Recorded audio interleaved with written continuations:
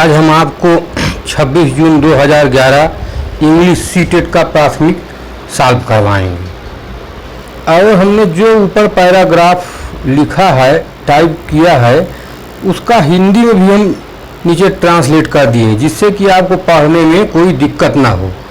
और आज तक का यूट्यूब पे यह सबसे अच्छा सॉल्व है। सबसे पहले मैं आपको रीडिंग कर देता हूँ। रीडिंग करने के बाद एक एक मीनिंग बताऊंगा, उसके बाद मैं फिर आपको अर्थ बताऊंगा। तो आप लोग देखें, सबसे पहले मैं आपको रीडिंग कर रहा हूँ।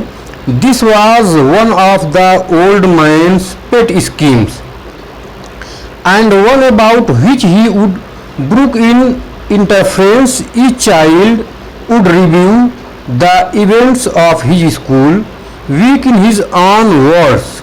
In his own way, he was free to comment, to criticize, to agree or disagree with any person, subject or method, as long as it was in some way associated with the school. No one and nothing was sacred, from the headmaster down. And the child moreover was safe from any form of reprisal. अब देखें, मैं आपको reading कर दिया हूँ, अब आपको एक एक मीनिंग बताऊंगा। दिस मतलब यह, वाज मतलब था, वन ऑफ मतलब में से एक, मैंस मतलब आदमी की, पेट मतलब होता है पसंदीदा या पालतू, स्कीम्स मीन्स योजनाएं, अर्थात यह बूढ़े आदमी की पसंदीदा योजनाओं में से एक थी। अगला देखें, एंड मीन्स होता है और, वन मीन्स होता है कोई, अबाउट मीन्स होता है बारे में, विच मीन्स होता है जिसके, ही वुड ब्रुक मीन्स होता है बर्दाश्त करना, नॉट मीन्स नहीं, इंटरफ्रेंस मीन्स हस्तक्षेप, ईच मतलब प्रत्येक, चाइल्ड मीन्स बच्चा, उड रिव्यू मीन्स समीक्षा करता था, द इवेंट्स ऑफ घटनाओं का, हिज स्कूल अपने स्कूल की, वीक सप्ताह की, इन हिज ऑन वर्ड्स अपने शब्दों में, इन हिज ऑन वे अपने तरीके से, ही वॉज फ्री वह स्वतंत्र था, टू कमेंट टिप्पणी करने के लिए, टू क्रिटिसाइज आलोचना करने के लिए, टू एग्री सहमति के लिए, और डिसएग्री असहमति होना, विथ एनी पर्सन किसी व्यक्ति के साथ, सब्जेक्ट और मेथड विषय अथवा पद्धति, एज लॉन्ग एज जब तक, इट वाज मतलब यह था, इन सम वे किसी ना किसी रूप में, एसोसिएटेड मीन्स होता है जुड़ा हुआ, विथ द स्कूल स्कूल के साथ, नो वन मीन्स होता है कोई भी, एंड मीन्स और, नथिंग मतलब कुछ भी नहीं, वाज मतलब था, सेक्रेड मीन्स पवित्र, फ्रॉम द हेडमास्टर डाउन प्रधानाध्यापक की तरह से, एंड द चाइल्ड और बच्चा, मोर ओवर मतलब होता है इसके अलावा, मोर ओवर मीन्स होता है इसके अलावा,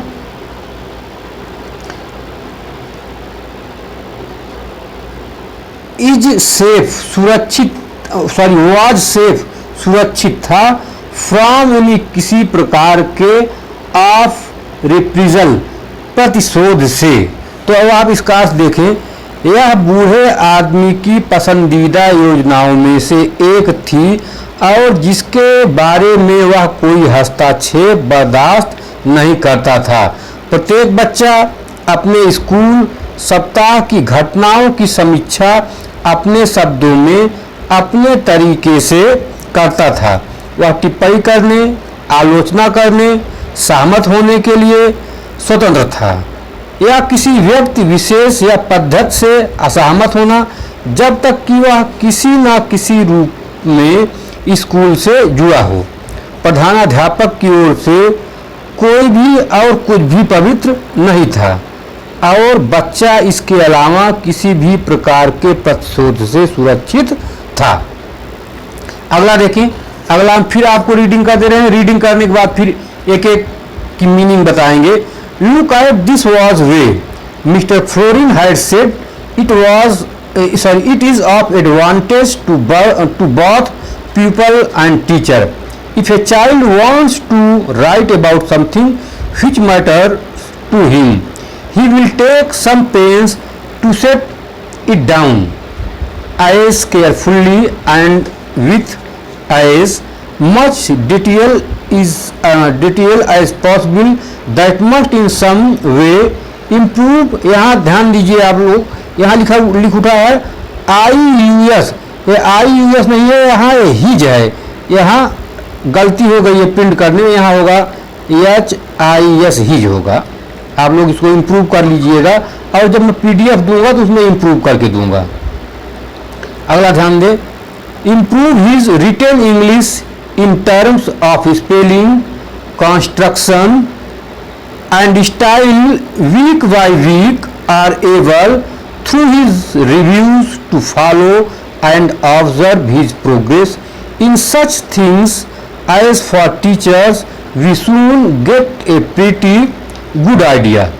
For the children think of us and whether or not we are getting close to them.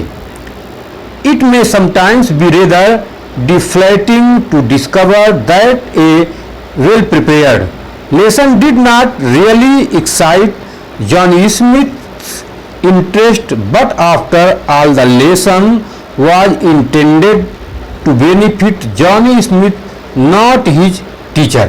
अब देखिए मैं आपको इंग्लिश पढ़ दिया हूँ, अब पढ़ने के बाद मैं आपको एक एक मीनिंग बताता चलता हूँ और आप इसको नोट करते चलिए जिससे कि आपको प्रॉब्लम ना हो। अब यहाँ देखिए अगला, look at this way. Look मतलब होता है विचार करना, एट इट मतलब इस पर, दिस वे मतलब इस रूप में।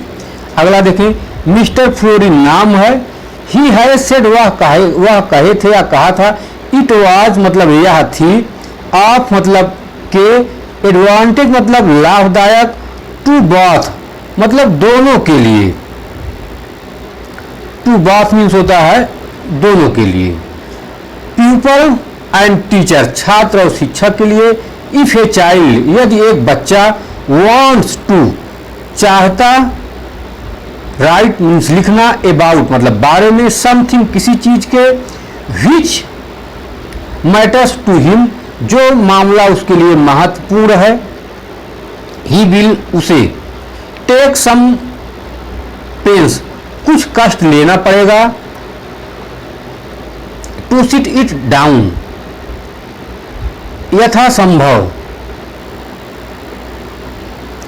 एज केयरफुल्ली सावधानी से, एंड और विथ एज मच साथ, जैसा, मच मतलब अधिक होता है, डिटेल में विस्तार से, एज पॉसिबल जितना संभव हो। अगला देखिए, दैट मस्ट इन सम वे किसी तरह, इम्प्रूव सुधार होगा, हिज रिटेन उसके लेखन में, अंग्रेजी, इन द टर्म्स वर्तनी, construction in the terms of spelling अंग्रेजी के वर्तनी में, कंस्ट्रक्शन निर्माण में, इन स्टाइल शैली में।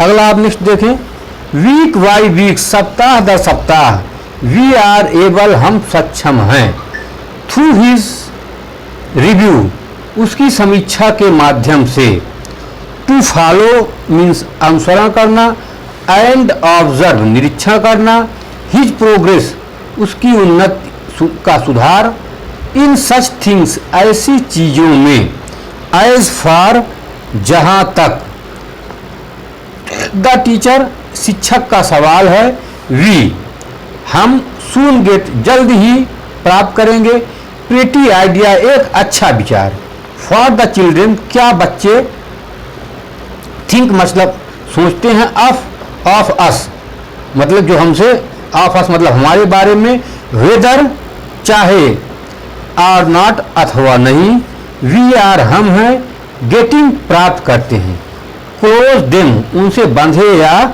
जुड़े हुए हैं, इट में समटाइम्स यह सकती है कभी कभी, बी रेदर बढ़ा देती है, डिफ्लाइटिंग निराशा को, टू डिस्कवर मीन्स खोज, दैट मीन्स की, विल प्रिपेयर मतलब अच्छी तरह से तैयार, वेल प्रिपेयर्ड मीन्स अच्छी तरह से तैयार, लेसन पाठ को, डिड नॉट रियली नहीं वास्तव में, एक्साइट उत्तेजित होना, जॉनी स्मिथ इंटरेस्ट मतलब रुचि थी, बट लेकिन, आफ्टर ऑल आखिरकार, आफ्टर ऑल मीन्स होता है आखिरकार, द लेसन इस पाठ में, द लेसन इस पाठ में, अगला देखें, वॉज इंटेंडेड उद्देश्य था, टू बेनिफिट लाभ पहुंचाना, Johnny Smith not hit teacher मतलब उनके अध्यापकों को नहीं। तो अब आप देखें इसका हिंदी में मैं आपको अर्थ बता देता हूं, जो है इस रूप में विचार करें। सी फ्लोरी ने कहा था यह छात्र और शिक्षक दोनों के लिए फायदेमंद है। यदि कोई बच्चा किसी चीज के बारे में लिखना चाहता है जो उसके लिए महत्वपूर्ण है तो इसे यथासंभव सावधानी से और जितना संभव हो उतना विवरण के साथ लिखने के लिए कुछ कष्ट उठाना होगा। इससे किसी तरह से उसकी स्थिति में सुधार होगा। वर्तनी निर्माण और शैली के संदर्भ में अंग्रेजी लिखी गई सप्ताह दर सप्ताह हम उनकी समीक्षाओं के माध्यम से ऐसी चीज़ों में उनकी प्रगति का अनुसरण करने और निरीक्षण करने में सक्षम होते हैं। जहाँ तक शिक्षकों का सवाल है, हमें जल्द ही एक अच्छा विचार मिल जाता है कि बच्चे हमारे बारे में क्या सोचते हैं और हम उनके करीब पहुंच रहे हैं या नहीं। कभी कभी यह जानकर निराशा हो सकती है कि एक अच्छी तरह से तैयार किए गए पाठ ने वास्तव में जॉनी स्मिथ की रुचि को उत्तेजित नहीं किया, लेकिन आखिरकार इस पाठ का उद्देश्य जॉनी स्मिथ को लाभ पहुंचाना था, न कि उनके शिक्षक को। अब अगला देखें। अब आगे हम आपको क्वेश्चन बताते हैं और क्वेश्चन का अर्थ बताते चलते हैं। इसी तरह हमने क्वेश्चन भी लिखा है और उसका ट्रांसलेट नीचे हिंदी में कर दिया है। और जहाँ कुछ गलतियाँ हुई हैं, जब हम आपको पीडीएफ उपलब्ध कराने लगेंगे तो पीडीएफ में करेक्शन करके हम आपको दे देंगे। अब अगला आप लोग क्वेश्चन देखें। क्वेश्चन के बारे में हम आपको बता रहे हैं। पहला क्वेश्चन है, आप लोग ध्यान दीजिए, the scheme according to the old man was useful because, अर्थात द स्कीम मतलब योजना, द स्कीम मीन्स होता है योजना, अकॉर्डिंग टू के अनुसार ओल्ड मैन या वृद्ध आदमी के अनुसार वाज यूजफुल लाभदायक थी क्योंकि, अर्थात ओल्ड मैन के अनुसार यह योजना उपयोगी थी क्योंकि, अब यहाँ ध्यान दिया ए में, it was excellent feedback for the teacher. It was मतलब यह थी, एक्सीलेंट मीन्स उपयोगी, फीडबैक मीन्स होता है, एक्सीलेंट मीन्स होता है उत्कृष्ट या सबसे अच्छी। इट वॉज एक्सीलेंट मीन्स होता है उत्कृष्ट या सबसे अच्छी। फीडबैक मीन्स उपयोगी फॉर द टीचर अध्यापक के लिए, अर्थात यह शिक्षक के लिए उत्कृष्ट प्रक्रिया थी। For the teacher principal and school, principal और school. It was slightly eccentric, he was slightly eccentric, he मतलब वह, वॉज मतलब था, स्लाइटली मीन्स थोड़ा, एक्सेंट्रिक मीन्स सम किया था, तो थोड़ा सम की था। It was meant to humiliate the teacher, it was mean मतलब इसका यह अर्थ है टू ह्यूमिलिएट द टीचर था, टीचर को अपमानित करना। ह्यूमिलिएट मीन्स होता है अपना अपमानित करना। अगला देखें fourth, it was mean to give power to the teacher, या इसका उद्देश्य है शिक्षक को शक्ति देना। तो इसमें कौन था, the scheme according to the old man was useful because, अर्थात यह ओल्ड मैन के अनुसार यह योजना उपयोगी थी क्योंकि, इसमें आंसर नंबर सही होगा, ए सही होगा। It was excellent feedback for the teacher principal and school, अर्थात यह शिक्षक के लिए उत्कृष्ट प्रक्रिया थी प्रिंसिपल और स्कूल। अगला आप देखें question number 2, pet scheme in the line I refers to, अर्थात पंक्ति में मैं पालतू योजना का तात्पर्य है, रिफर्स मतलब होता है तात्पर्य, पंक्ति में मैं पालतू योजना का तात्पर्य है। तो ये देखिए, a student he is fond of, अर्थात एक स्टूडेंट या एक छात्र जो शौकीन है। ए फार्मूला ही है डिस्कवर्ड, अर्थात एक सूत्र जो उन्होंने खोजा था, डिस्कवर्ड मतलब खोजना। सी ए पेट एनिमल, एक पालतू जानवर। D a method he has advocated, अर्थात एक ऐसी विधि जिसकी उन्होंने वकालत की थी। तो इसमें आप देखिए क्या होगा, इसमें होगा आंसर नंबर डी होगा। इसमें a method he has advocated, अर्थात एक विधि जिसकी उन्होंने वकालत की थी। अगला देखें यहाँ question number 3, the old man refers to, अर्थात रिफर्स टू का होता है तात्पर्य। The old man refers to, अर्थात ओल्ड मैन का तात्पर्य है। The old man refers to, old man का तात्पर्य है a parent of the school, अर्थात स्कूल के एक अभिभावक। A student to the school, school का एक छात्र। C a teacher of the school, school के एक शिक्षक को शामिल करना। D the headmaster call mister Florin, अर्थात हेड मास्टर ने या प्रमुख अध्यापक ने फ्लोरिन को बुलाया। तो इसमें से कौन सा प्रश्न सही है, आप लोग ध्यान दें कि the old man's refers to. तो इसमें क्वेश्चन नंबर से आंसर नंबर सही होगा D, the headmaster call mister Florin, अर्थात हेड मास्टर ने मिस्टर फ्लोरिन को बुलाया। अगला देखें जो है, the advantages of the scheme were many, advantages मतलब लाभ, अर्थात योजना के अनेक लाभ या अनेक फायदे थे। वर मतलब थे, मेनी मतलब अनेक। पिक आउट डिसएडवांटेजेस, मतलब उस नुकसान को चुनिए from the list given below, जो नीचे लिस्ट दी गई है। अर्थात योजना के फायदे अनेक थे, नीचे दी गई सूची में नुकसान चुने। The advantage of the scheme were many, pick out disadvantages from the list given below, योजना के फायदे अनेक थे, नीचे दी गई सूचना में नुकसान को चुने जिससे कि लाभ नहीं है।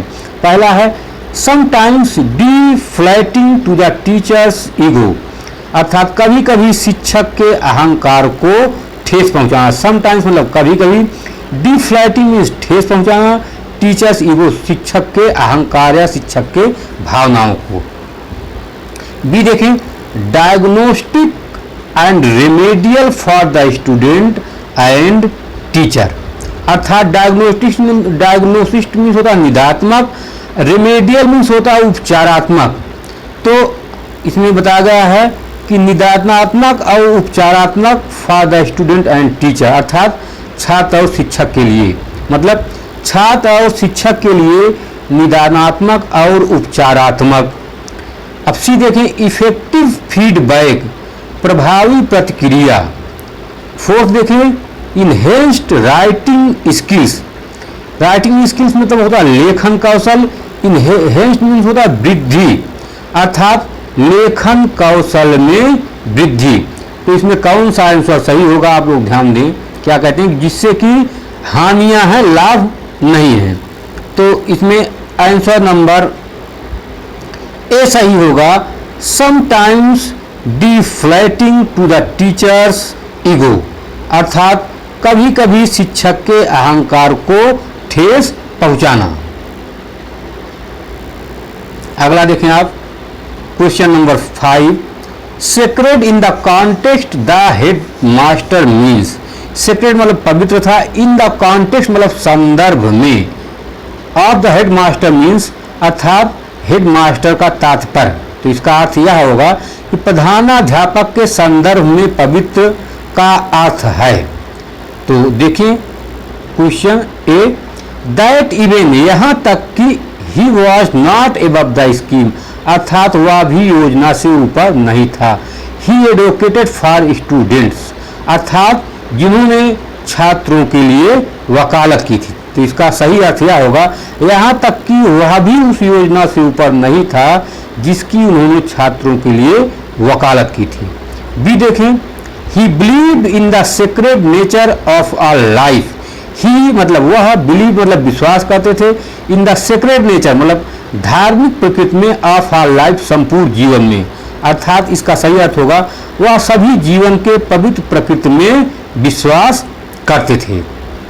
सी देखें, that he was a Holi man, कि वह एक पवित्र आदमी था। होली मीन्स होता पवित्र, कि वह एक पवित्र आदमी था। डी आदमी के, that he was the powerful head of the school, that मतलब कि ही वॉज मतलब वह था, पावर मीन्स शक्तिशाली, head of the school school का प्रमुख, अर्थात कि वह स्कूल का प्रमुख था।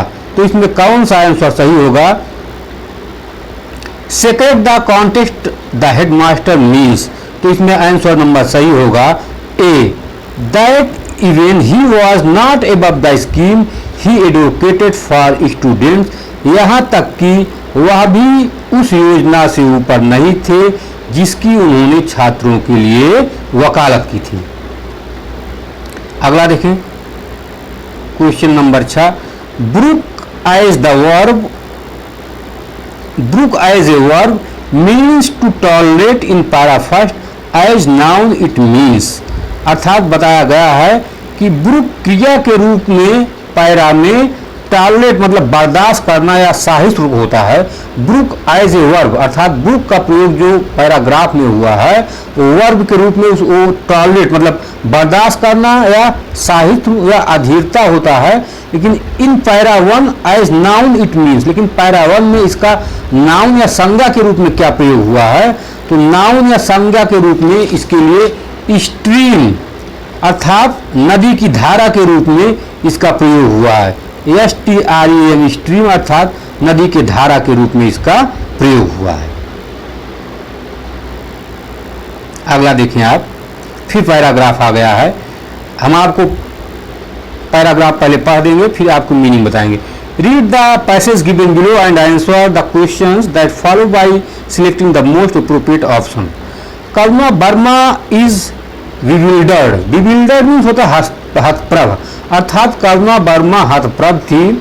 आई don't know how she did it, मतलब वह कहती है मुझे यह नहीं पता है कि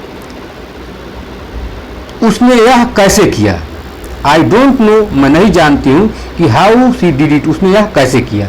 सी सेज अबाउट हर मदर, वह अपनी मदर के बारे में कहती हैं कि Renu Chopra Karuna childhood memories are her father leaving late for office so that दिन, अर्थात रेणु चोपड़ा जो है करुणा का बचपना जो है उनकी यादें जो है और ऑफ हर फादर उनके पिता के ऑफिस को देर से जाने के लिए है। तो इसका अर्थ यह होगा कि रेणु चोपड़ा करुणा की बचपन की याद उनके पिता के ऑफिस के लिए देर से निकलने की है। सो दैट देन ताकि her mother would be back from work, जिससे कि उनकी माँ जो है काम करके वापस आ जाएं। ऑफ हर पेरेंट्स वर्किंग, उनके पेरेंट्स माता पिता काम करते थे इन सिंक मिलजुल के या सहयोग से, टू मेक श्योर यह निश्चित करते थे बनाते थे, kids were well taken care मतलब बच्चे की अच्छी देखभाल के लिए। हर मदर हैंडलिंग किचन, उनकी माता जो थी हैंडलिंग मतलब होता है हैंडलिंग मीन्स होता है संभालना, किचन मतलब रसोई घर को, एंड क्लासरूम विथ ईज और क्लासरूम को आसानी से। हैंडलिंग मीन्स संभालना अर्थात उनकी माता जो थी किचन रूम और क्लास को संभालती थी, अर्थात इसका अर्थ यह होगा उसके माता पिता यह सुनिश्चित करने के लिए तालमेल बिठाकर काम कर रहे थे कि बच्चों की अच्छी देखभाल हो और उसकी माँ रसोई और कक्षा को आसानी से संभाल रही थी। अगला पैराग्राफ 2 देखें। When her own daughter was born, जब उनकी अपनी पुत्री का जन्म हुआ, Karuna too wanted to do balancing act, अर्थात करुणा संतुलन बना के काम करना चाहती थी। यहाँ चाहते थे लिख रहा है, करुणा जो थी महिला थी चाहती थी होगा। But it did not turn out to be easy as it seem, किंतु यह उनके लिए उतना आसान नहीं था जितना कि प्रतीत होता है। फॉर स्टार्टर्स मतलब शुरुआत में, हर पेरेंट्स इरा अर्थात उनके पिता का युग, उनके माता पिता का युग, हर पेरेंट्स इरा उनके माता पिता का युग, इरा मीन्स होता है युग, वाज डिफरेंट मतलब अंतर था फ्रॉम हर्ष करुणा के, अर्थात बताया जा रहा है कि उनके माता पिता का युग उससे अलग था। As she was living with her husband, जैसे कि वह अपने पति के साथ इन अंधेरी में रहती थी, मुंबई में, अवे मतलब दूर फ्रॉम देयर फैमिली, अपने फैमिली से। Resuming work would have meant leaving her daughter with a maid she was they, अर्थात अपने पति के साथ वह रहती थी। काम फिर से शुरू करने का मतलब है, यहाँ ध्यान दीजिए, रिज्यूमिंग वर्क वुड मतलब होता काम को फिर से शुरू करना होता है। रिज्यूमिंग वर्क वुड काम फिर से शुरू करना, हैव मीन्ड लिविंग यहाँ रहने का अर्थ है कि हर डॉटर उनकी पुत्री विथ मेड अर्थात नौकरानी के साथ, शी वॉज अवे दूर थी। हर डॉटर फॉर्मेटिव अर्थात उसकी पुत्री का प्रारंभिक समय या जन्म का समय जो था, years would be spend and outsider था बाहर के रूप में खर्चा करना, ए थॉट सोचती थी, दैट डिड नॉट अपील अर्थात उनका यह विचार था कि she quit her teaching job in school अर्थात वह स्कूल का जॉब छोड़ दें।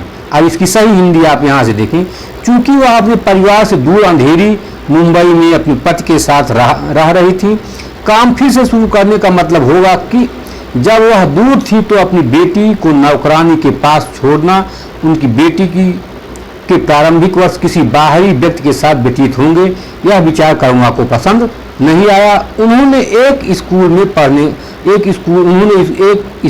पढ़ाने की नौकरी छोड़ दी। अगला देखिए, for a women was encourage to be independent, for मतलब लिए, ए मतलब एक, वुमेन मतलब महिला के लिए, हु वाज इनकरेज जो प्रोत्साहित करती थी, टू बी इंडिपेंडेंट स्वतंत्रता के लिए अर्थात एक महिला के लिए जिसे जीवन भर स्वतंत्रता रहने के लिए प्रोत्साहित किया। थ्रू आउट संपूर्ण जीवन, हर लाइफ उनके जीवन, द डिसीजन निर्णय लेना, टू क्विट मतलब छोड़ देना, एंड स्टे और रुकना, एट होम घर पर, वाज डिफिकल्ट कठिन था, वन एक मतलब में से एक, इरोनिकली मीन्स होता है विडंबना, इरोनिकली मीन्स होता है विडंबना, इट वाज हर मदर उनकी माता, हु अर्ज्ड मतलब प्रार्थना किया, हर टू क्विट जॉब छोड़ने के लिए, and become a full time mother और वो पूरी समय माँ रहें। फॉर करुणा के लिए, बीइंग ए हाउस वाइफ अर्थात पत्नी होना, इज वन ऑफ टफर मतलब बहुत कठिन था, जॉब्स नौकरी, शी हैज हैड उनके लिए, I have no time for myself मेरे लिए कोई समय नहीं था, सेज करुणा कहती हैं। I make sure all my personal work मैं अपना सारा काम कर लेती थी, डन वर्क इज डन सारा काम समाप्त कर लेती थी, व्हेन अवनी इज asleep जब तक कि अवनी सोती थी। Earlier I had set routine हमारी पहले जो अर्लियर रूटीन सेट थी या निश्चित थी, माई हस्बैंड मेरे पति, and I use walk up at 6 AM। I use मतलब जहाँ हैबिचुअल एक्शन होता है वहाँ यूज्ड का प्रयोग होता है। I use to wake up at 6 AM और मैं सुबह ही उठ जाया करती थी। आई वुड रीहीट और उस भोजन को पुनः गर्म करती थी या पकाती थी। द मेड हैड कुक्ड जो कि नौकरानी बना चुकी होती थी, द डे बिफोर एक दिन पहले, and packet it for lunch और इसको मैं लंच के लिए पैकेट करती थी। Then we used head of to work तब हम काम के लिए जाया करते थे। एट नाइट रात में, ही वुड गो आउट बाहर। I had a lot of time हमारे पास तब बहुत समय था स्वयं के लिए, एंड फॉर माई हस्बैंड और मेरे पति के लिए, सेज करुणा कहती हैं। तो अब देखिए यहाँ से इसका पूरा अर्थ मैं बता रहा हूँ। एक महिला के लिए जिसे जीवन भर स्वतंत्र रहने के लिए प्रोत्साहित किया गया, घर छोड़ने और घर में रहने का निर्णय कठिन था। विडंबना यह थी कि उनकी मां ही थी जिन्होंने उनसे नौकरी छोड़ने और पूर्णकालिक मां बनने का आग्रह किया था। करुणा के लिए गृहिणी बनना उनके लिए सबसे कठिन नौकरियों में से एक था। करुणा कहती हैं, मेरे पास अपने लिए समय नहीं है। मैं यह सुनिश्चित करती हूँ कि जब अवनी सो रही हो तो मेरे सभी काम पूरा हो जाएं, सभी निजी काम पूरे हो जाएं। पहले मेरी एक निर्धारित दिनचर्या थी। मैं और मेरे पति सुबह 6 बजे उठते थे। मैं उस दिन को फिर से गर्म करती थी जो नौकरानी ने एक दिन पहले भोजन को बनाया था और दोपहर के भोजन के लिए इसे पैक कर ली। फिर हम काम पर निकल जाते थे और रात को बाहर जाते थे। उस समय मेरे पास अपने लिए, अपने पति के लिए बहुत समय होता था, करुणा कहती है। अगला देखिए, मैं फिर रीडिंग कर रहा हूँ। The routine is quite different now Karuna has taken to cooking. She wakes up quite early and makes sure all her work is done before the baby is up. The rest of the day flies by pandering to two. यहाँ 11 गलत लिख उठा है, print में गलत हो गया है। The routine is quite different, अर्थात यहाँ बताया जा रहा है रूटीन मतलब दिनचर्या, इस मतलब थी, क्वाइट मतलब शांत या अच्छी, डिफरेंट मतलब अलग, नाउ मतलब अब। अच्छा, अर्थात यह बताया जा रहा है कि उनकी अब आरुआ की दिनचर्या काफ़ी अलग थी। Karuna, the routine is quite different now, अब उनकी दिनचर्या करुणा की काफ़ी अलग थी। Karuna has taken cooking, Karuna अब भोजन भी बनाती थी, भोजन भी बनाना शुरू कर दिया था, भोजन भी पका चुकी थी या भोजन भी पकाती थी। She wakes up quite early and makes sure all her work, अर्थात वह काफ़ी जल्दी उठती थी। एंड मेक्स श्योर, और से निश्चित कर लेती थी कि all work her done before the baby is up. Is up मतलब उठने के पहले, अर्थात वह अपने बेबी के जागने के पहले सभी कार्यों को निपटा लेती थी या पूरा कर लेती थी। आगे, द रेस्ट ऑफ डे, बाकी दिन जो था, flies by pandering to pandering to years Avani's needs, अर्थात बाकी दिन वह अपनी 2 साल की अवनी की जरूरतों के लिए बिताती थी। तो इसका अर्थ होगा अब अरुआ ने खाना बनाना शुरू कर दिया। उनकी दिनचर्या काफ़ी अलग है, वह काफ़ी जल्दी उठती हैं और यह सुनिश्चित करती हैं कि बच्चे के जन्म से पहले उसका सारा काम निपटा लिया जाए। बाकी दिन 2 साल की अवनी की ज़रूरतों को पूरा करने के लिए बीतता था जो है। अब अगला देखें, इसका हम आपको क्वेश्चन बताते हैं।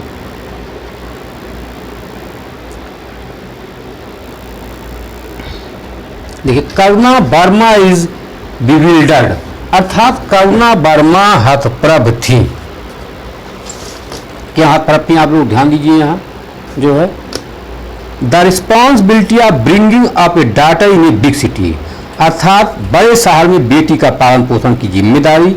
ब्रिंगिंग अप मतलब लाना और पालन पोषण करना। Her mother's ability to combine career with household work, her mother, उनकी माँ की मतलब जो एबिलिटी मतलब क्षमता थी, कंबाइन मतलब होता है जोड़ने की, हर करियर अपने करियर से विथ हाउस होल्ड वर्क घरेलू काम के साथ, अर्थात her mother's ability to combine her career with household work, उसकी माँ की अपने करियर के घरेलू काम को जोड़ने के साथ की क्षमता। अगला सी देखें, the amount of work that she has to do after becoming a mother, अर्थात माँ बनने के बाद उसे कितना काम करना पड़ता था। द अमाउंट ऑफ वर्क मतलब कितना काम शी हैज टू डू करती थी after becoming a mother, mother होने के बाद। The late hours of work that her father followed, अर्थात उनके पिता कितनी देर तक काम करते थे इसमें। तो आइए हम लोग देखते हैं इसमें कौन सा आंसर सही है। करुणा वर्मा इज बिल्डर एट, करुणा वर्मा हतप्रभ थी क्योंकि जो है इसमें आंसर नंबर बी सही है, her mother's ability to combine her career with household work, उसकी माँ की अपनी करियर को घरेलू काम से जोड़ने की क्षमता, यही आंसर सही है बी में। अगला देखें, parents working in sync means, अर्थात माता पिता समन्वय करके या मिलजुल के काम करते थे, इसका अर्थ है father earning and mother taking care of children, अर्थात पिता कमाते थे और माँ बच्चे की केयर करती थी। Parents having stages office hours and sharing household work, अर्थात माता पिता घर के कार्यालय का काम निर्धारित करते थे एंड शेयरिंग हाउस वर्क, और घरेलू काम में साझा करते थे। अगला ध्यान दें, parents pooling their resources together to take care of expenses, जो है अर्थात माता पिता खर्चों की देखभाल के लिए अपने संसाधनों को एकत्रित करते थे। डी देखें, husband and wife sinking their differences to preserve domestic harmony, अर्थात घरेलू सौहार्द बनाए रखने के लिए पति पत्नी अपने मतभेद को दूर कर देते। तो इसमें कौन सा आंसर नंबर इसमें सही होगा, आप लोग ध्यान दें। तो इसमें सही होगा आंसर नंबर बी सही होगा। इसमें आंसर नंबर बी सही होगा, आप लोग ध्यान दें। पेन नहीं आ रही लिखने के लिए, इसलिए थोड़ा इसमें आंसर नंबर बी सही होगा। पेन आ जाती है, मैं लगा देता हूँ। इसमें आंसर नंबर बी सही होगा, जो है मेक, इसमें आंसर नंबर, एक मिनट, इसमें आंसर नंबर बी सही होगा, जो है 8 में।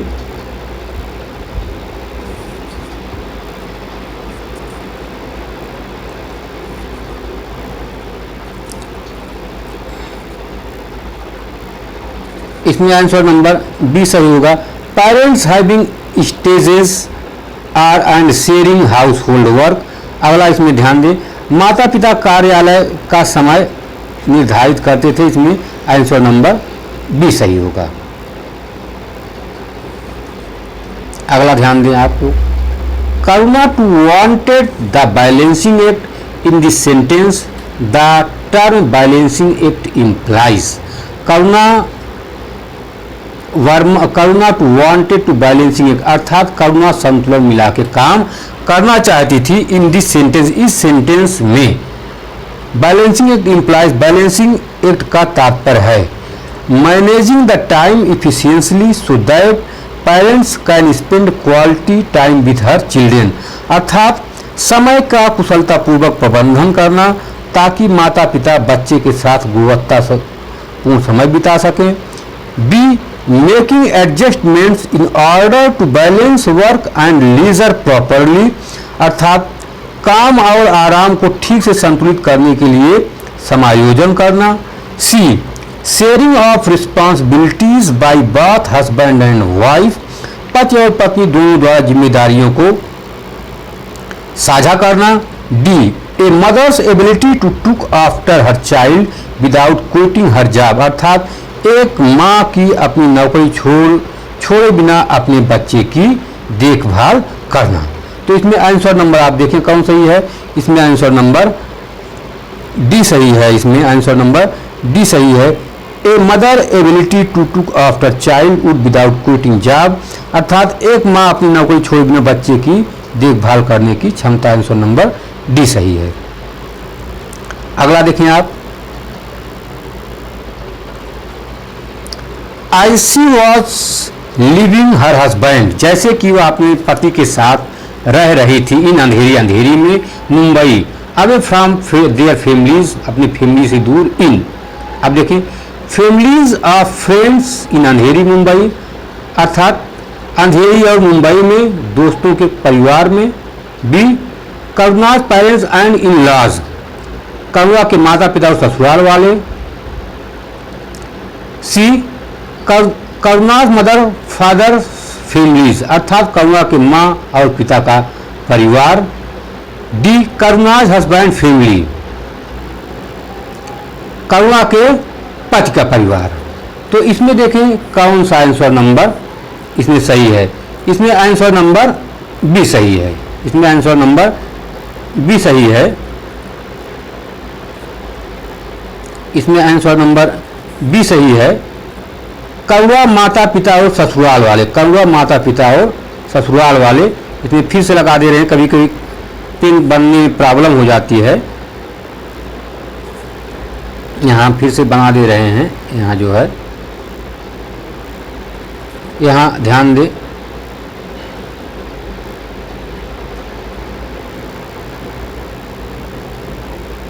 बना दे रहे हैं आपको कलम से, पेन पुनः लिख दे रहे हैं। यहाँ दिक्कत हो रही, पेन बंद कम पा रही है।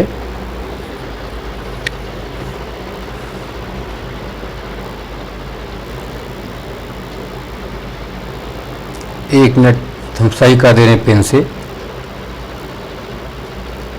यहाँ देखिए, करुणास पेरेंट्स इन लॉ, यहाँ बी सही होगा। करुणास पेरेंट्स इन लॉ अर्थात कौवा के माता पिता और ससुराल वाले, इसमें आंसर नंबर बी सही होगा। आंसर नंबर बी सही होगा। अगला देखिए 11, करुणा's parents and her husband, करुणा's parents and her husband's parents probably lived, अर्थात करुणा के माता पिता और उसके पति संभवतः या शायद रहते थे। प्रोबेबली मतलब संभवतः, लिव्ड मतलब रहते थे। अब यहाँ आप ध्यान दें, in Mumbai but not in Andheri, अर्थात मुंबई में किंतु अंधेरी में नहीं। With Karuna and her husband, Karuna और उसके पति के साथ जो है। इन अंधेरी मुंबई, अंधेरी की मुंबई में। इन सम अदर सिटी, या किसी दूसरे शहर में। तो इसमें आंसर नंबर डी सही होगा। इन सम अदर सिटी, किसी अन्य शहर में। इसमें आंसर नंबर डी सही होगा। In Karuna parents in law perhaps live in some other city, अर्थात इसमें आंसर नंबर डी सही होगा। In some other city. अब क्वेश्चन नंबर आप 12 देखें। Karuna decided to quit her job because, Karuna ने अपनी जॉब को छोड़ने के लिए निश्चित किया। She wanted to have more time to herself and for her husband, अर्थात वह अपने लिए और अपने पति के लिए अधिक समय चाहती थी। She wanted to pay more attention to her cooking, she wanted मतलब वह चाहती थी, अटेंशन मतलब ध्यान, टू हर सेल्फ कुकिंग अपनी भोजन पकाने के लिए, अर्थात वह अपने खाना पकाने पर अधिक ध्यान देना चाहती थी। या she was not interested in her teaching job, अर्थात या अपने टीचिंग जॉब में मतलब उनकी रुचि नहीं थी या उसे अपने शिक्षण कार्य में कोई दिलचस्पी नहीं थी। She did not want her daughter to spend her early years with a maid, या वह नहीं चाहती थी कि उनकी बेटी अपनी शुरुआती साल किसी नौकरानी के साथ बिताए। तो इसमें आंसर नंबर डी सही है। शी डिड नॉट वांटेड, इसमें आंसर नंबर डी सही है। She did not wanted spend early time years with mad, अर्थात वह नहीं चाहती थी कि उनकी बेटी अपनी शुरुआती समय किसी नौकरानी के साथ बिताए। अब आप क्वेश्चन नंबर 13 देखें जो है यहाँ, it was ironical that Karuna's mother should advise her to quit her job and stay at home because, अर्थात यहाँ बताया गया है इट वॉज इरोनिकल, यह विडंबना थी कि दैट करुणा की मदर शुड एडवाइज राय देना चाहती थी हर टू क्विट मतलब छोड़ने के लिए हर जॉब अपने जॉब को, एंड स्टे एट होम घर पे रुके, क्योंकि करुणा's parents had always advised that home was much more important than career, क्योंकि करुणा के माता पिता उसे हमेशा सलाह दी थी कि घर का कैरियर उनसे कहीं अधिक महत्वपूर्ण है। अर्थात करुणा के माता पिता ने उनसे हमेशा सलाह दी थी कि घर कैरियर से कहीं अधिक महत्वपूर्ण है। भी देखें, Karuna's mother herself had not quit her job to take care of children as she encouraged independence of womens. अर्थात मदर करुणा की मदर स्वयं had not quit her job, स्वयं उन्होंने अपना जॉब नहीं छोड़ा था। To take care of children, बच्चे की केयर करने के लिए। As she encouraged independence of women, जैसे कि वो महिलाओं की स्वतंत्रता के लिए प्रोत्साहित करती थी। तो इसका अर्थ यह होगा, करुणा की माँ ने स्वयं बच्चों की देखभाल के लिए अपनी नौकरी नहीं छोड़ा, क्योंकि उन्होंने महिलाओं की स्वतंत्रता के लिए प्रोत्साहित किया। D, Karuna's herself was keen on quitting her job, या कीन मतलब होता है उत्सुक होना या उत्साहित होना। करुणा स्वयं अपनी नौकरी छोड़ने के लिए इच्छुक थी या उत्साहित थी। अगला डी है, Karuna's parent had insisted that household chores should shared between husband and wife. अर्थात करुणा के माता पिता इस बात पर जोर दिया कि घर का काम पति पत्नी को साझा करना चाहिए। हाउस होल्ड चोर्स मतलब घर का जो इधर उधर के काम है जो है। तो इसमें आंसर नंबर आइए देखते हैं कौन सा आंसर नंबर इसमें सही है। आइए हम देखते हैं, इसमें आंसर नंबर बी सही है। Karuna's mother herself not quite her job to take care of children as she encouraged independence of women. अर्थात करुणा की मां ने स्वयं बच्चे की देखभाल के लिए अपनी नौकरी नहीं छोड़ी थी, क्योंकि उन्होंने महिलाओं को स्वतंत्रता के लिए प्रोत्साहित किया था। अगला आप क्वेश्चन नंबर 14 देखें। After Karuna quit her job, अर्थात करुणा ने अपना जॉब छोड़ने के बाद, देखिए, she sent her maid away as she left that he maid was a bad influence on Avani. अर्थात उसने अपनी नौकरानी को विदा कर दिया क्योंकि वह चली गई थी कि नौकरानी का अवनी पर बुरा प्रभाव था। She had no time for herself, कि उनको अपने लिए समय नहीं था। Avani needed all her attention and care, अर्थात अवनी को उसके पूरे ध्यान और देखभाल की जरूरत थी। अर्थात इसका अर्थ यह होगा बी का कि उसके पास अपने लिए समय नहीं था, क्योंकि अवनी को उसके पूरे ध्यान और देखभाल की जरूरत थी। सी देखें, she had a lot of time to herself for her husband, अर्थात कि वह अपने लिए और अपने पति के लिए बहुत समय था। क्या कहते हैं, या डी देखें, she occupied herself with cooking to spend her time usefully, या उसने अपना समय उपयोगी तरीके से बिताने के लिए खुद खाना पकाने में व्यस्त रखा। तो इसमें आप देखिए कौन सा आंसर नंबर इसमें सही है। तो इसमें आंसर नंबर बी सही है। सी, इसमें बी सही है। She had no time for herself और needed all her attention and care, उसके पास अपने लिए समय नहीं था, क्योंकि अवनी को उसके पूरे ध्यान और देखभाल की जरूरत थी। अगला देखें, यहाँ 15 number 15, I have no time for myself says Karuna this. अर्थात इसमें कहा गया है कि करुणा कहती हैं कि मेरे पास समय नहीं है। Sentence can be written in reported speech as, अर्थात इस सेंटेंस को रिपोर्टेड स्पीच अर्थात इनडायरेक्ट नरेशन में चेंज करना है। तो Karuna said that she had no time for herself, Karuna says that she had no time for herself, Karuna says that she have no time for herself जो है।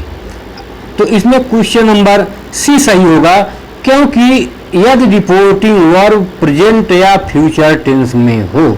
आप लोग ध्यान दीजिएगा अगले के लिए या यूपी टेट के लिए कि यदि रिपोर्टिंग वर्ब करुणा सेज है, यदि रिपोर्टिंग वर्ब प्रेजेंट या फ्यूचर टेंस में हो तो रिपोर्टेड स्पीच में हम कोई परिवर्तन नहीं करते हैं, केवल दैट लगा के उसी तरह हम लिख देते हैं। तो इसमें आंसर नंबर सी सही होगा, जो है आंसर नंबर सी सही होगा। Karuna says that she no time for herself, अर्थात करुणा कहती हैं कि उनके पास अपने लिए अधिक समय नहीं था। अगला देखिए question number 16, remedial teaching as part of formative assessment means. तो आप लोग यहाँ थोड़ा यह ध्यान दीजिएगा कि यहाँ एक गलती हो गई है, लिखा गया 136 से 150 जो सबसे उपयुक्त विकल्प हो। तो हमको इसको यहाँ लिखना चाहिए था, जहाँ रेमेडियल टीचिंग लिखा गया है यहाँ लिखना चाहिए था। जब हम आपको PDF उपलब्ध करवाएंगे तो इसको करेक्शन करा देंगे। तो जो यहाँ 136 निर्देश डायरेक्शन यहाँ लिखा गया है वो यहाँ ऊपर लिखा जाना चाहिए था 16 के ऊपर। तो आइए देखते हैं हम, teaching beyond the text books, यहाँ एक गलती और हो गई है। जो यहाँ B पे लिखा गया है मित्र, यहाँ ऊपर B लिखा गया है, ये ऊपर वाला यहाँ B के स्थान पे होना चाहिए और जहाँ A लिखा गया है ये ऊपर होना चाहिए। तो यहाँ दो जगह भी प्रिंटिंग में गलती हो गई है, इसको भी PDF के समय सही कर देंगे। तो यहाँ हम B को A पढ़ते हैं, teaching beyond the text book, अर्थात सीखने पाठ्य पुस्तक से परे पढ़ना। टीचिंग बियॉन्ड, बियॉन्ड मतलब अलग, टेक्स्ट बुक मतलब पाठ्य पुस्तक, अर्थात पाठ्य पुस्तक से परे पढ़ाना या पाठ्य पुस्तक से अलग पढ़ाना। अगला ध्यान दें, diagnosing and addressing gaps in learning, अर्थात निदान और समाधान में अंतराल, निदान और समाधान में अंतराल या सीखने में अंतराल का निदान और समाधान। Diagnosing and addressing gaps in learning, gaps मतलब होता है अंतराल। तो जैसे लिखा था हम उस तरह अर्थ बता रहे थे, अब आपको बता रहे हैं इसका वास्तविक अर्थ। Diagnosing and addressing gaps in learning, सीखने में अंतराल का निदान और समाधान। अगला देखें, एक्स्ट्रा कोचिंग बाय पेरेंट्स, अर्थात माता पिता द्वारा अतिरिक्त coaching. Teaching for gifted students, gifted मतलब होता है यहाँ उपहार या प्रतिभाशाली छात्र। टीचिंग फॉर गिफ्टेड स्टूडेंट्स या प्रतिभाशाली छात्रों के लिए जो है। तो इसमें से कौन सा क्वेश्चन नंबर सही होगा? तो आप इसमें देखें, इसमें आंसर नंबर ए सही होगा। इसमें आंसर नंबर इसमें ए सही होगा, आंसर नंबर ए सही होगा। सीखने में अंतराल और निदान, आंसर नंबर ए सही होगा जो है।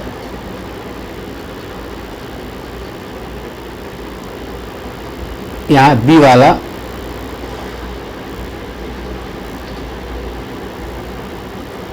यहाँ ए डायग्नोजिंग एंड एड्रेसिंग, एक मिनट यहाँ देखें आप, ए डायग्नोसिंग एंड एड्रेसिंग, यहाँ जो गैप्स इन लर्निंग अर्थात सीखने में अंतराल का निदान और समाधान, इसमें ये सही हुआ। ऊपर वाला ए है और नीचे वाला भी वही है। तो diagnosing and addressing gaps in learning, सीखने में अंतराल और निदान का समाधान इसमें सही होगा जो है। ए सही इसमें होगा। इसमें बी दिया गया है और यहाँ ए दिया गया, ऊपर में ए सही होगा, मतलब ऊपर में बी सही होगा, अर्थात ए जो लिखे हैं diagnosing and addressing gaps in learning, A वाला इसमें सही होगा। डायग्नोजिंग एंड एड्रेसिंग सही होगा इसमें, और इसमें सही होगा सीखने के लिए निदान सही होगा। अगला देखें आप, which of the following is value associated with in inclusive classroom, अर्थात इसमें बताया गया है विच मतलब कौन सा, फॉलोइंग मतलब नीचे, वैल्यू एसोसिएटेड मतलब जुड़ा मूल्य, विथ एन इंक्लूसिव क्लासरूम समावेशी कक्षा के साथ, अर्थात निम्न में कौन सा एक समावेशी कक्षा से जुड़ा हुआ। कंपटीशन प्रतियोगिता, इनवी ईर्ष्या, सिंपैथी सहानुभूति, कोलाबोरेशन सहयोग, इनमें से कौन जुड़ा हुआ है? आप इसको देखिए, इनमें से निम्नलिखित में से कौन जुड़ा हुआ है? तो हम आपको बताते हैं इसमें से निम्नलिखित में से कौन जुड़ा हुआ है। Which of the following is value associated with inclusive classroom, competition प्रतियोगिता, इनवी ईर्ष्या, सिंपैथी सहानुभूति, कोलाबोरेशन सहयोग। तो इसमें से आप देखें कौन सा आंसर नंबर सही है। इसमें होगा कोलाबोरेशन, इसमें होगा डी सही होगा, अर्थात सहयोग सही होगा।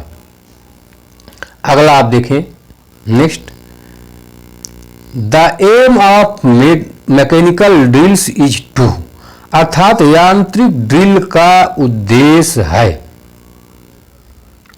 Strengthen the role learning capacity of the learners, अर्थात शिक्षार्थियों की भूमिका सीखने की क्षमता को मजबूत करना।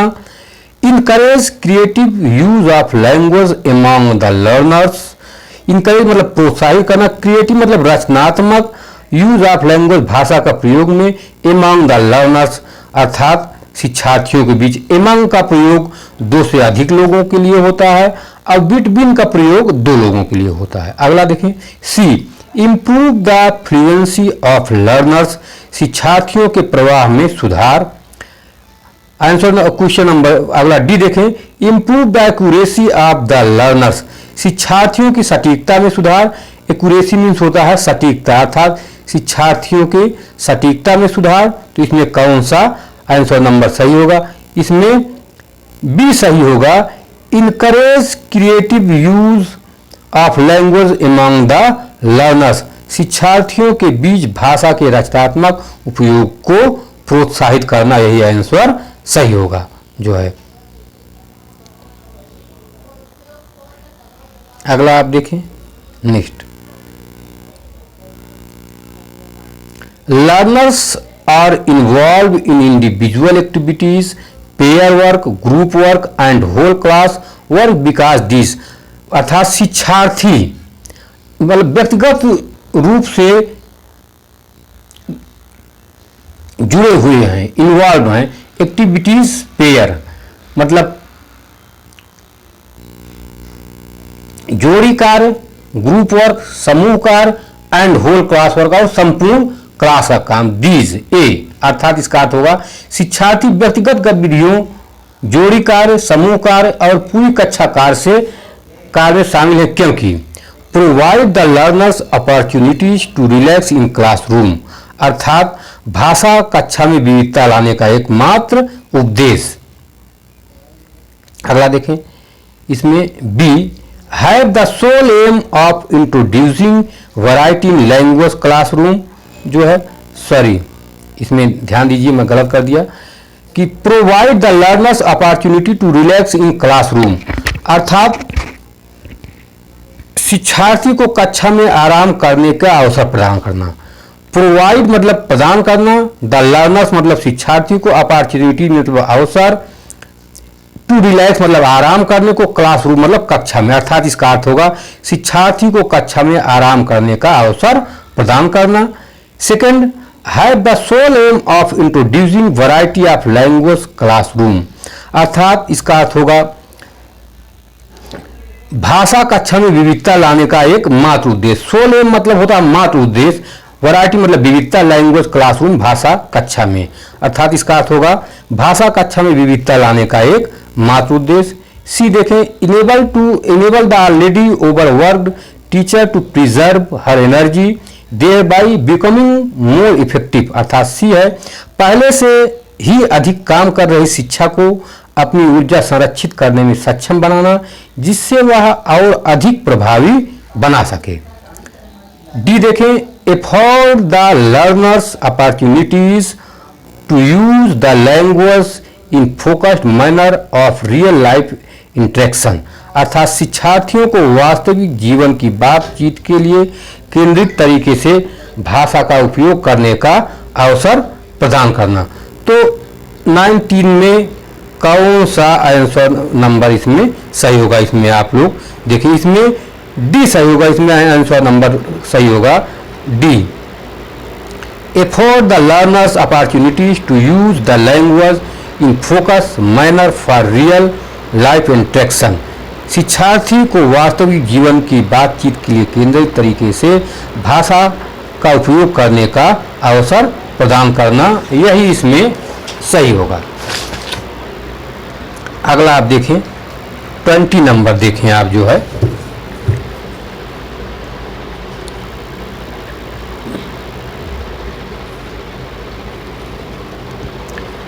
which of the following statement is true, अर्थात निम्नलिखित में से कौन सा कथन सत्य है? All formative task are meant for assessment, अर्थात सभी रचनात्मक कार्य मूल्यांकन के लिए। ऑल फॉर्मेटिव टास्क मतलब सभी रचनात्मक कार्य, असेसमेंट मतलब मूल्यांकन होता है। All formative task are meant of assessment, सभी रचनात्मक कार्य मूल्यांकन के लिए। वी देखें, formative assessment to be effective must be conducted only after teaching a lesson, अर्थात बी प्रभावी होने के लिए रचनात्मक मूल्यांकन पाठ पढ़ने के बाद ही किया जाना चाहिए। D formative assessment helps us to grade student into good average and poor, अर्थात रचनात्मक मूल्य हमें छात्रों को अच्छे औसत और गरीब मतलब गड़बड़ ग्रेड देने में मदद करते हैं। तो निम्नलिखित में से इसमें से कौन सा आंसर नंबर सही होगा? तो इसमें आप देखें, इसमें सी सही होगा। While all formative task are meant for improve teaching learning some are use for assessment to, अर्थात जबकि सभी रचनात्मक कार्य शिक्षा अधिगम में सुधार के लिए हैं, कुछ उपयोग मूल्यांकन के लिए भी किया जाता है। इसमें भी सी सही होगा, वही हिंदी वाला। आगे ध्यान दें, 21 ध्यान दें। When young learners seem to lose interest in a lesson the teacher should, अर्थात व्हेन द लर्नर्स, जब युवा शिक्षार्थी या जब बच्चे मतलब सीम एहसास हो कि लॉस इंटरेस्ट हुआ, अपनी रुचि को खो रहा है पाठ पढ़ने में, द टीचर शुड, टीचर को चाहिए, अर्थात इसका अर्थ होगा जब युवा शिक्षार्थी की रुचि किसी पाठ में कम होने लगती है तो शिक्षक को चाहिए टेल ए स्टोरी और कंडक्ट एन इंटरेस्टिंग एक्टिविटी, अर्थात वह एक आचरणपूर्ण उसको कहानी सुनाए, एक आचरणपूर्ण दिलचस्प उसको कहानी सुनाए। Ask them to sit quietly for some time, या उससे कहे कुछ देर चुपचाप बैठा रहे, अर्थात उसे कुछ देर चुपचाप बैठने के लिए कहे। Allow them to go out and play, या उसे आदेश कर दे, अनुमति कर दे वो बाहर जाके खेले। Ask them to sleep for a while, या उन्हें थोड़ी देर से सोने के लिए कहे। तो इसमें आइए देखते हैं इसमें कौन सा आंसर नंबर सही है। तो इसमें आंसर नंबर ए सही है।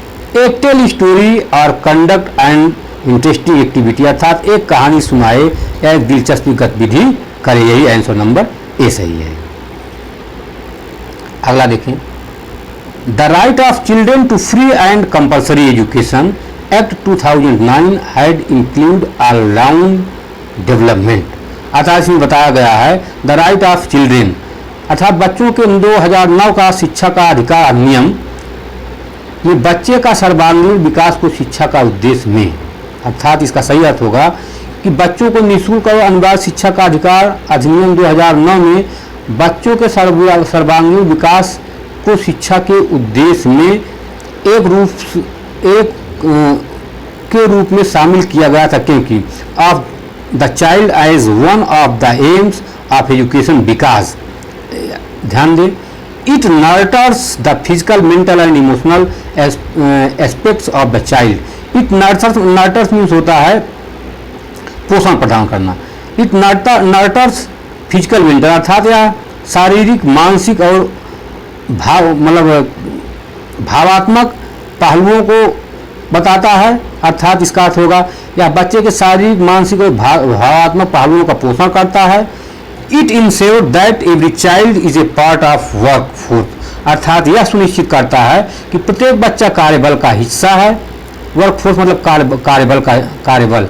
See every child grow rapidly between 6 to 14 years, या प्रत्येक बच्चा 6 से 14 वर्ष के बीच में जल्दी विकसित होता है या तेजी से बढ़ता है। या अगला ध्यान दें, proper health care is essential, या उचित स्वास्थ्य देखभाल। इसमें कौन सा आंसर नंबर सही है आप लोग देखें। तो इसमें आंसर नंबर ए सही है, आंसर नंबर इसमें ए सही है, आंसर नंबर ए सही है इसमें। इट नर्टर्स फिर नहीं बात it nurtures physical, mental and emotional aspects of child. यह बच्चे के शारीरिक, मानसिक और भावात्मक पहलुओं का पोषण करता है। अगला ध्यान दें, teachers do not give the meaning of new words to learners directly because, अर्थात शिक्षक सीधे तौर पर शिक्षार्थियों को नए शब्दों का अर्थ नहीं बताता है, क्योंकि learners do not like to be given the meaning of words, अर्थात शिक्षार्थी को शब्दों का अर्थ दिया जाना पसंद नहीं है, कि it prevents learners from discovering the meaning through puzzling out using clues, या शिक्षार्थियों को सुरागों का उपयोग करके अर्थ खोजने से रोकता है। क्लूज मीन्स होता है सुराग। अगला ध्यान दें, C learners already know the meaning of the words, कि शिक्षार्थी पहले से शब्द का अर्थ जानते हैं। डी देखें, vocabulary will not be enriched, अर्थात वोकाबुलरी समृद्ध नहीं है या अच्छी नहीं, इंग्लिश मतलब समृद्ध या अच्छी, अर्थात या वोकाबुलरी समृद्ध या अच्छी नहीं है। तो इसमें आंसर नंबर कौन सा आप देखें सही होता है? इसमें आंसर नंबर सही होगा बी, इसमें आंसर नंबर बी सही होगा, या शिक्षार्थियों को उपयोग करके अर्थ बताने में सुराग नहीं देता है। तो आप यहां ध्यान दें, इसमें आंसर नंबर बी सही होगा, it prevent learners from discovering the meaning through puzzling out of using clues, या शिक्षार्थियों को सुरागों का उपयोग, यही इसमें आंसर नंबर सही होगा। अगला ध्यान दें आप लोग, question number 24, which of the following is an instant of non formal teaching, निम्नलिखित में से कौन सा अनौपचारिक शिक्षा का उदाहरण नहीं है? Children learning to cook from their parents, अर्थात बच्चे अपने माता पिता से खाना बनाना सीखते हैं। B children learning a new game from friends, अर्थात बच्चे दोस्त से कोई नया खेल सीखते हैं। C children learning through correspondence lessons, बच्चे पत्राचार के माध्यम से पाठ सीखते हैं। D children learning to draw from their art teacher, अर्थात बच्चे अपने कला शिक्षक से चित्र बनाना सीखते हैं। तो इसमें आंसर नंबर सी सही होगा, children learning through correspondence lesson, बच्चे पत्राचार के माध्यम से पाठ सीखते हैं, या नॉन फॉर्मल टीचिंग है, नॉन फॉर्मल लर्निंग है।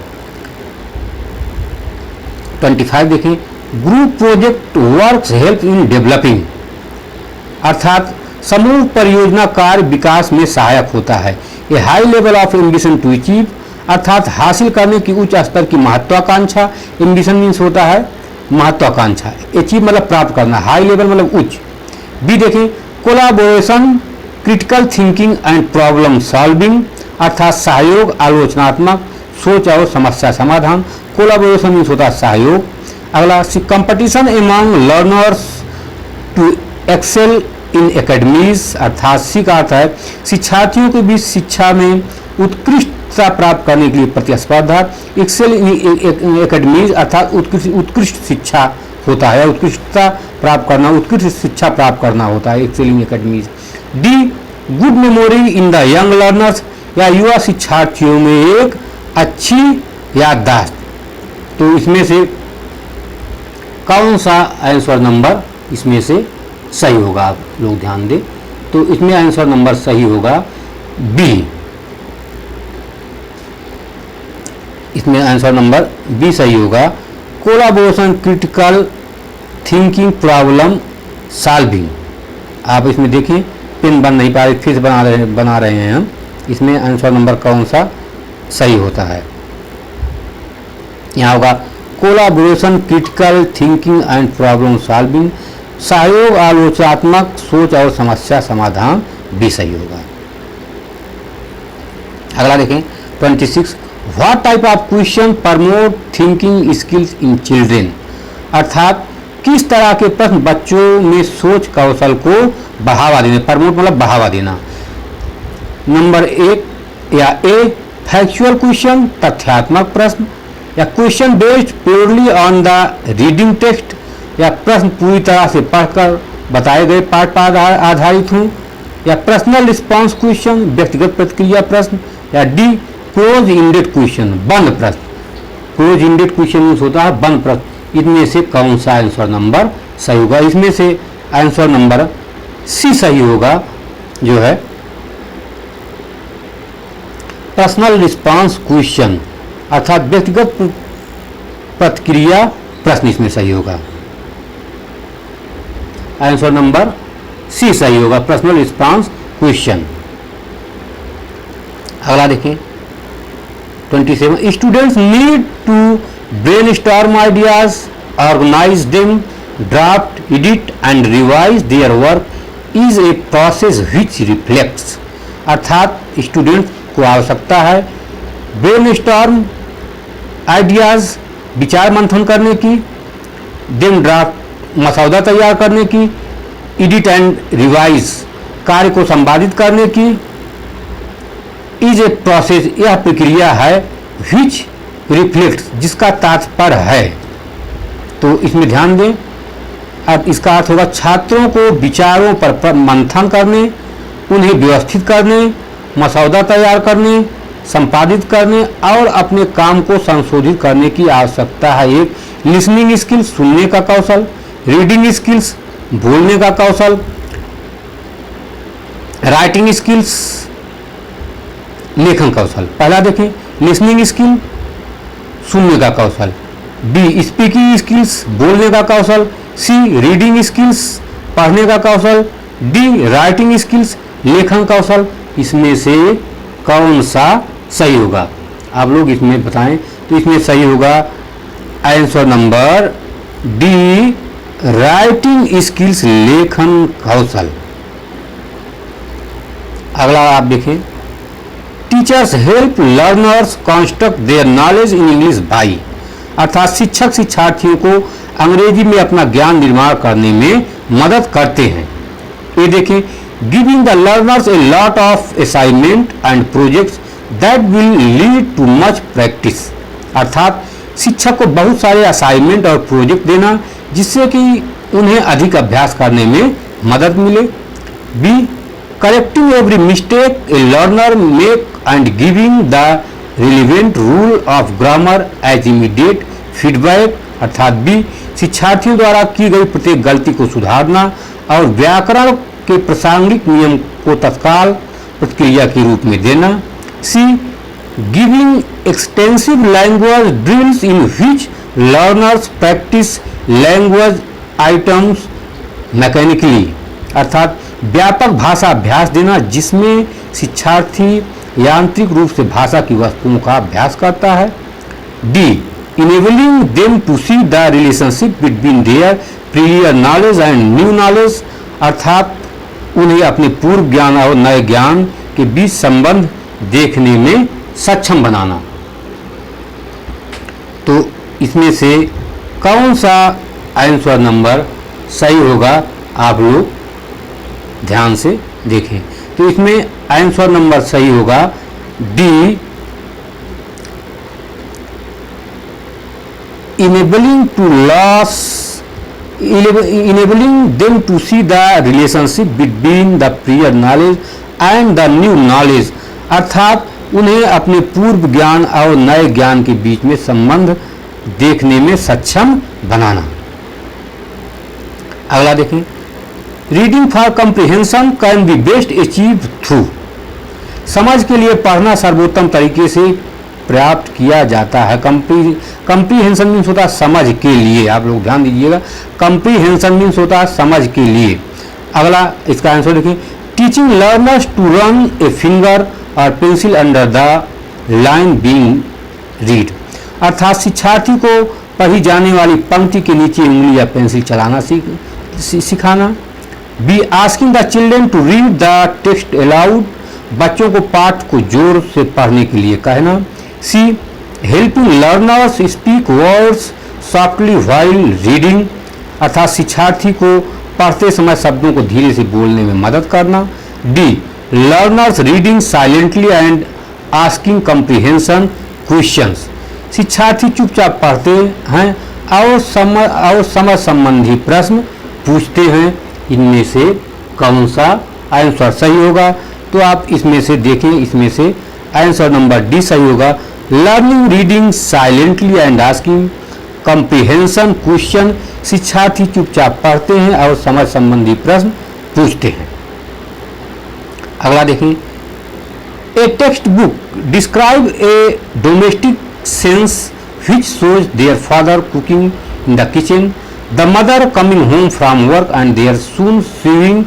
What is concept conveyed? अर्थात एक पाठ पुस्तक एक घरेलू दृश्य का वर्णन करती है। डोमेस्टिक मतलब डोमेस्टिक सेंस मतलब घरेलू, डिस्क्राइब वर्णन करती है। टेक्स्ट बुक में एक पाठ, सोच मतलब प्रकट करना। फादर पिता कुकिंग भोजन पकाता है इन द किचन में। The mother coming from homework अर्थात माँ काम करके घर आती है। लड़का कपड़ा सिलता है। What is concept in conveyed अर्थात क्या अवधारणा व्यक्त करती है। इसका सही अर्थ होगा एक पाठ्य पुस्तक एक घरेलू दृश्य का वर्णन करती है जिसमें पिता को रसोई में खाना बनाते हुए, माँ को काम से घर आते हुए और उनके बेटे को सिलाई करते हुए दिखाया गया क्या अवधारणा व्यक्त करती है। Division of labour among sexes लिंग के बीच श्रम का विभाजन। बी वर्क इज वर्शिप अर्थात बी में कर्म ही या काम ही पूजा है। सी रिमूविंग जेंडर बेस लिंग पूर्वाग्रह को दूर करना। रिमूविंग मतलब होता है पूर्वग्रह, रिमूविंग जेंडर पूर्वग्रह लिंग पूर्वाग्रह को दूर करना। रिमूविंग मतलब होता है दूर करना, जेंडर बेस मतलब होता है पूर्वग्रह। रिमूविंग मतलब होता है दूर करना या हटाना, जेंडर बेस मीन्स होता है लिंग पूर्वग्रह। अगला डिग्निटी ऑफ लेबर या श्रम की गरिमा, इसमें से कौन सा आंसर नंबर सही होगा? तो इसमें आप देखें, इसमें सही होगा रिमूविंग जेंडर बेस लिंग पूर्वग्रह को दूर करना। इसी तरह हम सभी सीटेट के पेपर को बनाए हैं जो कि इंग्लिश लिखने के बाद सबकी हिंदी लिख दिए हैं और हम आपको पीडीएफ भी उपलब्ध कराएंगे। पीडीएफ उपलब्ध कराने के लिए हम आपको इसमें व्हाट्सएप नंबर दे देंगे और इसी तरह हम यूपी टेट प्राइमरी का भी संपूर्ण पेपर बनाए हैं।